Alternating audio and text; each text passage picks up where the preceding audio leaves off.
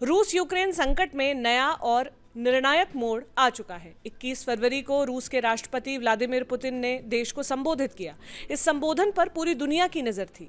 पहले से तय माना जा रहा था कि पुतिन कोई बड़ा ऐलान करने वाले हैं। उन्होंने वही किया भी। पुतिन ने दोनेत्स्क और लुहांस्क को आजाद इलाकों के तौर पर मान्यता देने की घोषणा की। ये दोनों इलाके यूक्रेन का हिस्सा है। 2014 से यहाँ पर विद्रोहियों का नियंत्रण है। इन विद्रोहियों को रूस का समर्थन है। पुतिन के ऐलान से पहले ही इन दोनों इलाकों को खाली करवाया जा रहा था। यहाँ के नागरिकों को रूस शरण के साथ साथ मुआवजा भी दे रहा था। दोनेत्स्क और लुहांस्क को मान्यता देने और वहां पीस कीपिंग फोर्स भेजने से पहले पुतिन ने क्या क्या कहा, एक एक कर जान लेते हैं। यूक्रेन के इतिहास पर रूस यूक्रेन को अपने इतिहास का अभिन्न हिस्सा मानता है। पुतिन का तर्क ये है कि यूक्रेन रूस के गौरवशाली इतिहास का हिस्सा रहा है, उसे फिर से अखंड रूस में मिल जाना चाहिए। पुतिन ने कहा, डोनबास में स्थिति विकट स्तर पर पहुंच चुकी है। मैं आज आप लोगों से सीधे इसलिए बात कर रहा हूं ताकि ये बता सकूं कि क्या हो रहा है और आगे क्या होने वाला है। मैं जोर देकर कह रहा हूं कि यूक्रेन सिर्फ हमारा पड़ोसी देश नहीं है, ये हमारे इतिहास, संस्कृति और आध्यात्मिक विरासत का अभिन्न हिस्सा है। हमें लगता है कि ये बातें सबको पता है, फिर भी इतिहास का ज्ञान देना जरूरी है ताकि हम लोगों को रूस के ऐलान और उसके मकसद के बारे में बता सकें। आधुनिक यूक्रेन का निर्माण रूस ने किया था और सटीकता से कहूं तो बोल्शेविक कम्युनिस्ट रशिया ने किया था। इसकी प्रक्रिया 1917 की क्रांति के बाद शुरू हुई थी। बोल्शेविक नीति की वजह से सोवियत यूक्रेन का जन्म हुआ। इसे आज के दौर में व्लादिमीर इलिच लेनिन का यूक्रेन भी कहा जा सकता है। वो इसके ऑथर और शिल्पकार हैं। ये आर्काइव डॉक्यूमेंट से साबित हो चुका है और उनके एहसानमंद वंशजों ने यूक्रेन में उनकी मूर्तियां तोड़ दी। वे इसे डीकम्युनाइजेशन कहते हैं।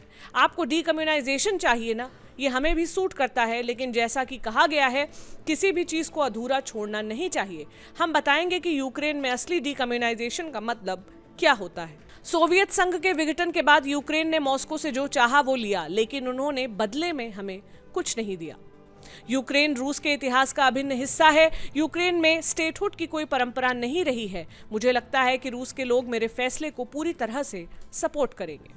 यूक्रेन की नेटो में मेंबरशिप पर पुतिन बोले, यूरोप में अमेरिका के कई सहयोगी नेटो मेंबरशिप के खतरे के बारे में समझ चुके हैं, लेकिन अमेरिका की इच्छा के आगे उन्हें झुकना पड़ा। अमेरिका ने इसका इस्तेमाल रूस विरोधी नीति को बढ़ाने के लिए किया। नेटो के कई सदस्य देश अभी भी यूक्रेन की सदस्यता को लेकर उलझन में हैं। उसी समय कुछ यूरोपीय देश हमें ये कहते हैं कि आपको चिंता की कोई जरूरत नहीं है, ये कल नहीं होने वाला है।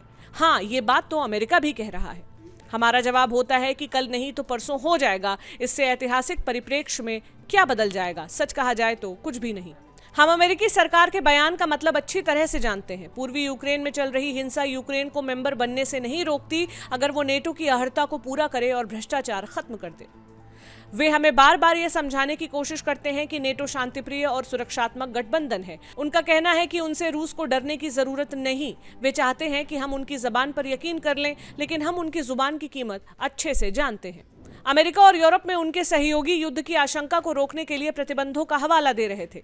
मसलन, अगर रूस ने हमला किया तो रूस के ऊपर भारी भरकम आर्थिक प्रतिबंध लगाए जाएंगे। इन धमकियों पर भी पुतिन का बयान आया। उन्होंने कहा, वे हमें फिर से ब्लैकमेल कर रहे हैं। वे हमारे ऊपर प्रतिबंध लगाने की धमकियां दे रहे हैं। मुझे लगता है कि जैसे जैसे रूस की संप्रभुता मजबूत होगी और हमारी सेना की ताकत बढ़ेगी, प्रतिबंध तय है।